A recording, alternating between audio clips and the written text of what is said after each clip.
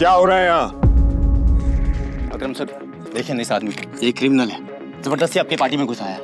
कौन हो तुम और यहाँ कैसे आए? एक्चुअली ये मेरे पति है। अकरम को अनन्या की बात पर विश्वास नहीं हुआ। तुम इस पार्टी में इनवाइटेड नहीं हो। इससे पहले कि मैं पुलिस को बुलाऊं, चले जाओ यहाँ से।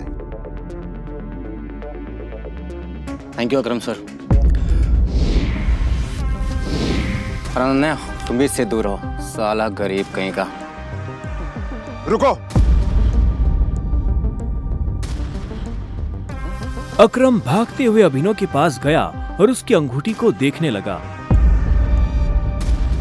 मुझे तुमसे कुछ जरूरी बात करनी है, अकेले में। अच्छा, चलो। अकरम ने कहा और अभिनव का हाथ पकड़कर उसे अपने साथ अंदर ले जाने लगा। अनन्या, देवेंद्र, सनी और पार्टी में मौजूद बाकी लोग ये देख हैरान हो गए थे। कुछ देर बाद जब वो अकरम के कमरे में पहुंच गए तो अकरम ने दरवाजा बंद किया और अभिनव के पास आकर बोला, मैं तुम्हारी ये अंगूठी देखना चाहता हूँ। क्यों? डरो मत, मैं इसे मांगने वाला नहीं हूँ, बस मुझे इसमें कुछ देखना है, प्लीज।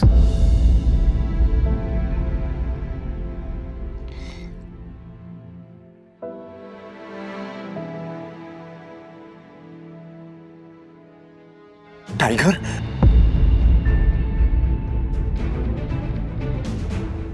टाइगर? अभिनव ने अकरम के मुंह से ये शब्द सुना तो वो हैरान हो गया। उससे समझ नहीं आ रहा था कि अकरम ये सब कैसे जानता था। आखिरकार मैंने तुम्हें ढूंढ ही लिया, टाइगर। टाइगर? हाँ, पिछले 18 सालों से मैं तुम्हें ढूंढने की कोशिश कर रहा हूं। तुम हमारे टाइगर हो, हमारी हजारों करोड़ों की एम्पायर के वारिस, जिसे हम 3 दोस्तों ने मिलकर शुरू किया था। मैं, तुम्हारे पापा संजय गढ़वाल और राणा अग्निहोत्री। वो देखो। इतना कहते ही अकरम ने दीवार पर टंगी एक तस्वीर की तरफ इशारा कर दिया, जिसमें संजय, अकरम और राणा तीनों मौजूद थे। राणा को देख अभिनव को झटका लगा। उसकी आंखों के सामने वो सपना फिर से हरा हो गया, जो वो हर सुबह देखकर उठता था। उस रात अभिनव के पिता को जिस आदमी ने गोली मारी थी वो राणा था। दोस्त होने के बावजूद राणा ने अभिनव के पिता के साथ गद्दारी की थी। अभिनव की आंखें चिंगारी सी लाल हो गई। क्या हुआ? तुम इतना गुस्से में क्यों? नहीं, मैं ठीक हूँ। आप मुझसे कुछ कहना चाहते थे? हाँ, तो मैं तुम्हें हमारी कंपनी द माफिया किंग के बारे में कुछ बताने वाला था, जिसे हम 3 दोस्तों ने मिलकर खड़ा किया था। द माफिया किंग, जिसके नाम से पॉलिटिशियन, सेलिब्रिटीज, इस देश का सबसे बड़ा आदमी भी कांपता था। लेकिन तुम्हारे पापा के जाने के बाद सब कुछ बिखर गया, और इस दौरान हमारे कई दुश्मन खड़े हो गए, जिसमें सबसे बड़ा दुश्मन है इकबाल शेखावत। वो तुम्हें कई सालों से ढूंढने की कोशिश कर रहा है, ताकि तुम्हें मारकर वो हमारा नामो निशान खत्म कर देना चाहता है। फिलहाल द माफिया किंग का सारा काम राणा का बेटा मोंटी संभाल रहा है। अब तुम आ गए हो तो इस कंपनी की भाग दौड़ तुम संभालोगे। अभिनव के मन में कई सारे सवाल उठ रहे थे। उसे समझ नहीं आ रहा था कि राणा का राज अकरम और बाकी लोगों को पता क्यों नहीं चला, और क्यों एक गद्दार का बेटा अभिनव की गद्दी पर बैठा हुआ था। इससे पहले कि अभिनव अपने आप को कोई जवाब दे पाता, अकरम उसके पास आया और उसने अभिनव को 50 करोड़ रुपए का एक चेक थमा दिया। ये लो, इसे रख लो। जब तक तुम टाइगर की पोजीशन नहीं पा लेते, तब तक तुम्हें इसकी जरूरत पड़ेगी। अभिनव ने अकरम के हाथ से चेक लिया और उसे देखने लगा। उसकी जिंदगी पलट तो गई थी, लेकिन अभी भी ऐसे कई सवाल थे जिनके जवाब उसे नहीं मिले थे। एक बात और, तुम्हारी असली पहचान के बारे में फिलहाल किसी को कुछ पता नहीं लगना चाहिए। इसलिए अभी तक जैसे जीते आए थे वैसे ही जीते रहना, समझे? अभिनव ने हाँ में सिर हिलाया और दोनों कमरे से बाहर आ गए। इधर अनन्या चिंता भरी निगाहों से उस कमरे के दरवाजे को देख रही थी, जिसमें अभिनव और अकरम थे। वो ये जानने के लिए बेताब थी कि उन दोनों के बीच अंदर क्या बात हो रही थी। और अभिनव को आने में इतनी देर क्यों लग रही थी। लगता है आज अभिनव अपनी ही दवा चखेगा। वैसे कितने दुख की बात है ना, शादी के बाद बेचारा ऐश करने से पहले ही मर जाएगा। ये सुन अनन्या को झटका लगा। वो जानती थी कि अकरम के लिए किसी को मारना कोई बड़ी बात नहीं थी। अकरम सर जैसे गटर के चूहों को बर्दाश्त नहीं करते हैं, साफ कर देते हैं। देखना ये भी नहीं बचेगा। इसे कहते हैं शादी करके मर गया, वो बात सच हो जाएगी। अनन्या को ये सुनकर बुरा लगा। कोई इंसान किसी दूसरे इंसान की मौत पर खुश कैसे हो सकता था। प्लीज एटलीस्ट उसके बारे में इस तरह से बात तो मत करो। तो कैसी बातें करें? जिसके जैसे लक्षण होते हैं ना, उसके बारे में वैसी ही बातें होंगी। देवेन सही कह रही है वो, बिल्कुल ठीक कह रही हो। हमें उसके बारे में ऐसे बात नहीं करनी चाहिए। वैसे भी मेरे दादाजी ने कहा था कि मरे हुए लोगों के बारे में ना गलत बात नहीं करनी चाहिए।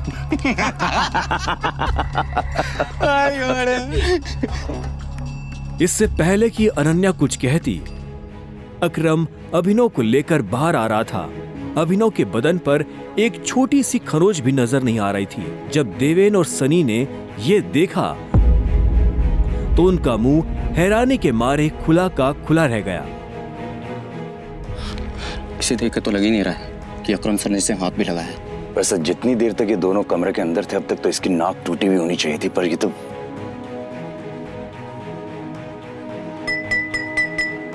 लेडीज एंड जेंटलमैन, मैं आप सबको किसी से मिलवाना चाहता हूं। ये अभिनव, मेरे सबसे पुराने ड्राइवर का बेटा, मेरे लिए बहुत अजीज है ये। अकरम ने जैसे ही अभिनव का सबसे परिचय करवाया तो देवेन और सनी खुश हो गए, लेकिन अनन्या को यह सुनकर झटका लगा। Enjoy the party please. इतने में अकरम ने कहा और अभिनव को अकेला छोड़ बाकी लोगों से मिलने के लिए निकल गया। देवेन और सनी को अभी तक समझ नहीं आ रहा था कि अकरम अभिनव को इतना भाव क्यों दे रहा था। अभिनव को इस बात से कोई लेना देना नहीं था कि सनी और देवेन उसके बारे में क्या सोच रहे थे। उसकी आंखों के सामने बस रह रहकर अपने पिता की शक्ल आ रही थी। उसे वो रात याद आ रही थी जिस रात को राणा ने संजय को गोली मारी थी। अभिनव को ये भी याद आया कि उसे खुद भी गोली लगी थी, लेकिन उसकी किस्मत अच्छी होने की वजह से वो बच गया था।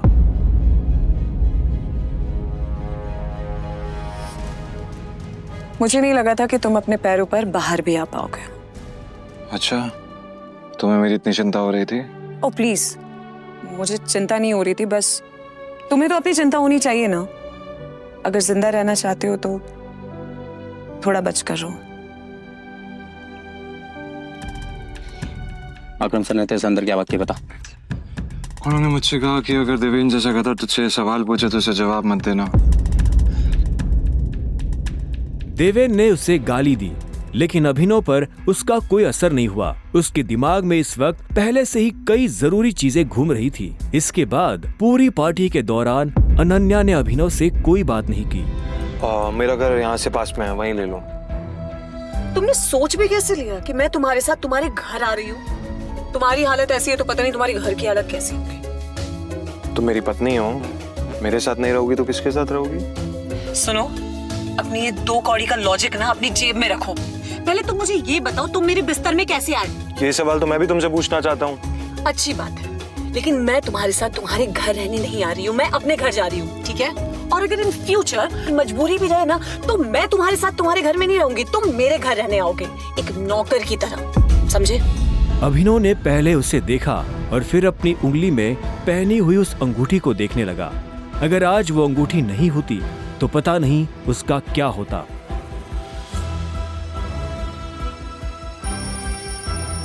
अगली सुबह जब अभिनव का अलार्म बजा, तब वो फिर से वही सपना देख रहा था। अलार्म की आवाज सुन वो झटके से उठा और अपने बिस्तर पर बैठ गया। उसने उठते ही मन ही मन सबसे पहले अकरम को धन्यवाद दिया, जिसने उसके पिता की कंपनी को इतने सालों बाद भी जिंदा रखा, लेकिन साथ ही उसे अपने पिता को खोने का मलाल भी था। इसी ख्याल के साथ अभिनव बिस्तर से उठा और अपने काम पर जाने के लिए तैयार होने लगा। अकरम के हिसाब से उसकी डिलीवरी बॉय की जॉब उसे अपनी पहचान छुपाने में काफी मदद कर सकती थी। अभिनव ने अपनी जेब में अकरम का दिया हुआ चेक डाला और घर से निकल गया।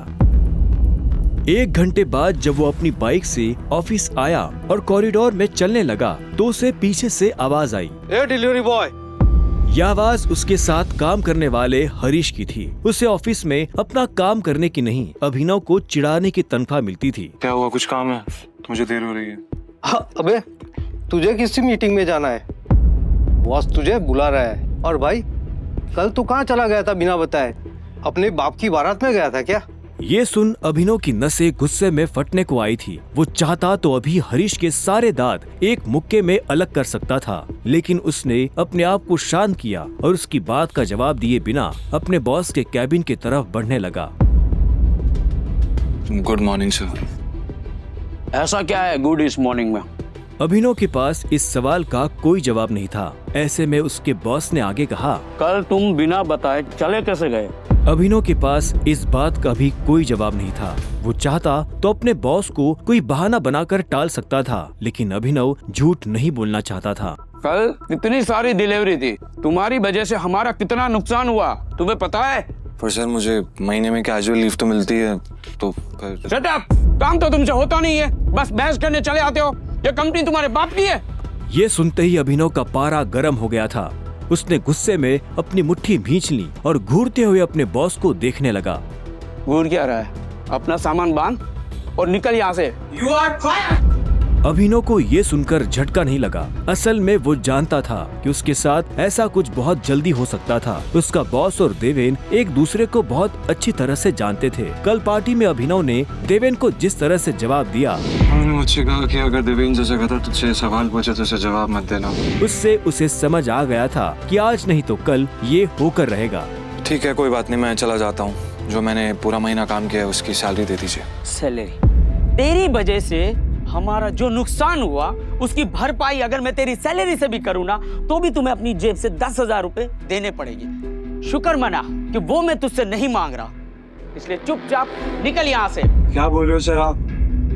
क्या मेरे एक दिन आने का आपका 25,000 का नुकसान हो गया? मैं तब तक यहाँ से नहीं जाऊंगा जब तक मुझे मेरी सैलरी नहीं मिल जाएगी। सैलरी दीजिए। सैलरी?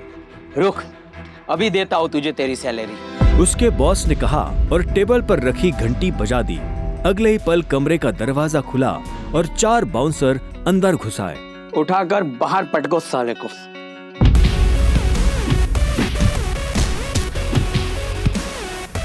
बॉस के मुंह से ये सुनते ही वो चारों अभिनव पर धावा बोलने के लिए टूट पड़े, लेकिन इससे पहले उनमें से कोई अभिनव पर हमला कर पाता, अभिनव ने उन्हें पटकनी दे दी थी। उसने किसी का हाथ तोड़ा तो किसी का पाँव, किसी के पेट में मुक्का मारा तो किसी के पेट पर लात। देखते ही देखते बॉस के सारे आदमी ढेर हो गए थे। बॉस ये देख भौचक्का रह गया था। अभिनव अब सीधा बॉस के पास आया और उसकी गर्दन पकड़कर बोला,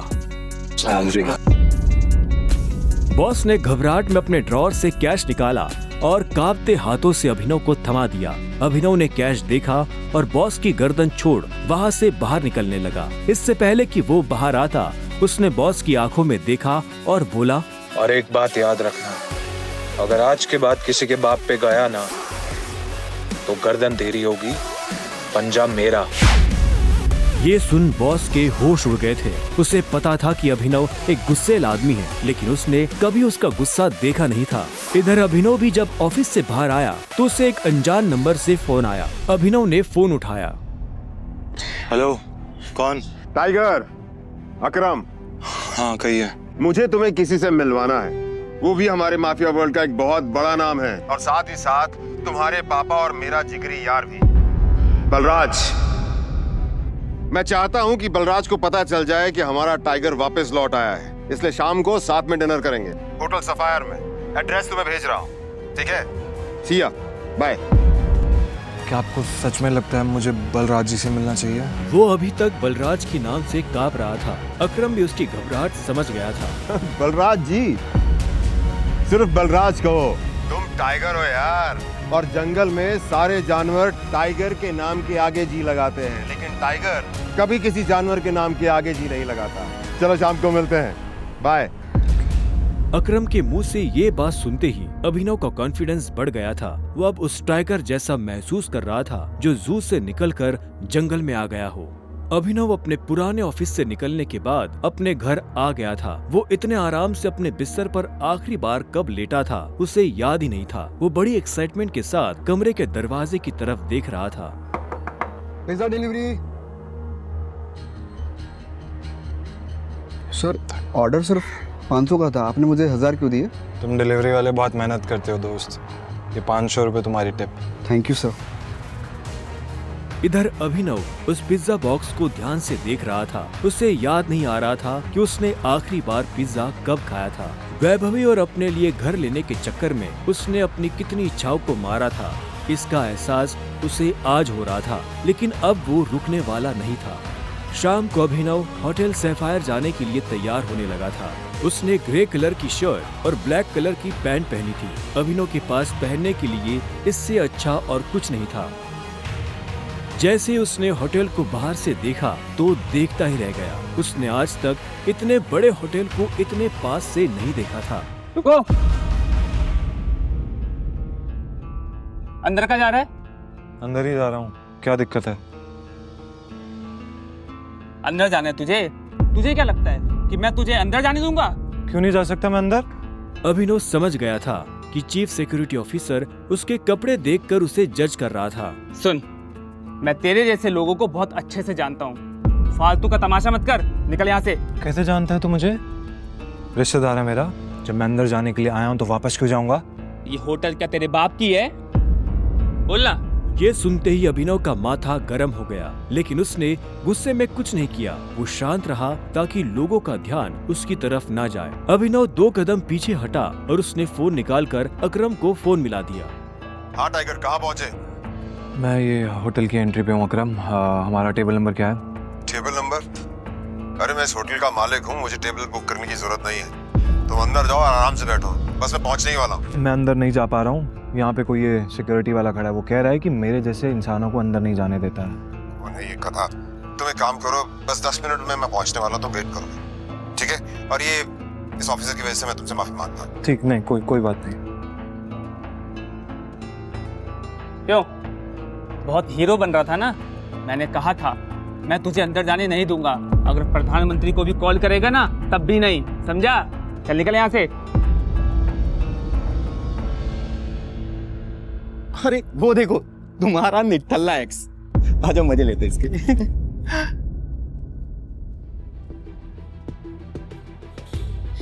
इसे मैंने अपना बॉयफ्रेंड कभी माना ही नहीं। वैसे भी मैं अपनी से छोटे लोगों से बात नहीं करती, मुंह नहीं लगती, उन्हें बॉयफ्रेंड क्या बनाऊं? तुम छोटे आदमी के मुंह नहीं लगती होगी, लेकिन ये छोटा आदमी तुम्हें एक सलाह देना चाहता है। इंसान की पहचान उसकी जुबान से होती है। जुबान संभाल के बात करो, वरना किसी दिन यही जुबान तुम्हारी जान ले लेगी। वाह, क्या बात कही है। ताली बजाओ। Very nice. तो फिर तुमसे तुम्हारे पैर क्यों नहीं संभाले गए? यहाँ कैसे चले आए? पिए हुए हो क्या? अकरम ने बुलाया मुझे यहाँ पे। अच्छा, अरे हाँ याद आया, अकरम सर ने उस दिन कहा था तू उनके किसी ड्राइवर का बेटा है, तो यहाँ अपने बाप की जगह ड्राइवर की नौकरी मांगने आया क्या? सही है, लेकिन वो रखेंगे नहीं, तेरे जैसे गरीब को वो ड्राइवर भी नहीं रखेंगे। आए हो मतलब तुम्हें बुलाया नहीं गया? वो उठा के चले आए। भिखारी गई। आया नहीं हूँ, बुलाया मुझे, अकरम ने बुलाया है। मुझे पता ही था ये कोई पागल है।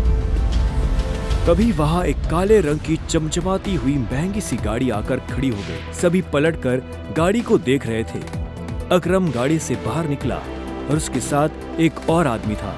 वो देखने में लंबा चौड़ा और मजबूत था। वो और कोई नहीं बल्कि बलराज था।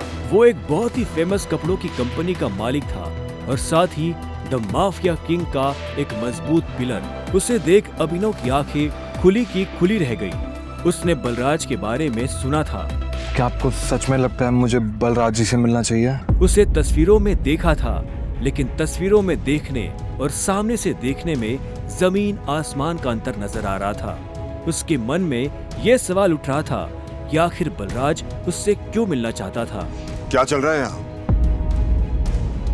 सॉरी सर, लेकिन इस आदमी ने मुझे और कस्टमरों को काफी परेशान किया हुआ है। मैं स्टोर को अंदर जाने से रोक रहा हूँ तो ये यहाँ पे तमाशा कर रहा है। क्या? तुम्हारी हिम्मत कैसे हुई इसे चोर कहने की? तुम होते कौन हो इसे अंदर जाने से रोकने वाले? ये होटल तुम्हारे बाप ने खोल रखा है क्या? ये मेरा मेहमान है और तू आज के बाद इस होटल के आसपास भी दिखाई दिया ना तो तेरी टांगे तोड़वा दूंगा। Get lost. Sorry sir. आगे की कहानी जानने के लिए देखें अगला एपिसोड सिर्फ पॉकेट एफएम के YouTube चैनल पर, और द रिटर्न ऑफ टाइगर के सारे एपिसोड्स को सुनने के लिए डिस्क्रिप्शन में दी लिंक से डाउनलोड करें पॉकेट एफएम ऐप।